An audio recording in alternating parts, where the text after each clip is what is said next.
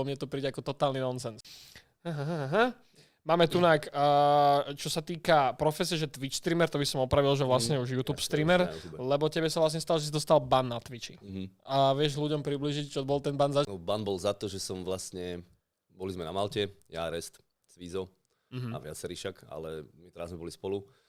No a Twitch mi napísal, že vlastne z ničoho nič mi dali ban.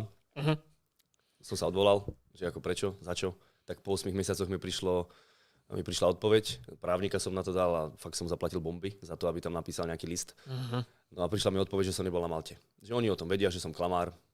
Normálne tam bolo napísané, že som klamár. Bol som na Malte, hneď som im poslal vlastne, že koľko som platil za nájom, že som tam bol skoro 6 mesiacov, mám 5 asi. A výpisy z účtu hlavne tam posielal právnik, že som platil so Sliemi, z mesta, so Sliemi. No a ešte sme tam poslali aj, oni vedeli o tom, že je tam Rest. Boli sme spolu hocikedy na streame, že ja som bol u neho alebo on mňa, tak niekto sa z nás vedel teleportovať.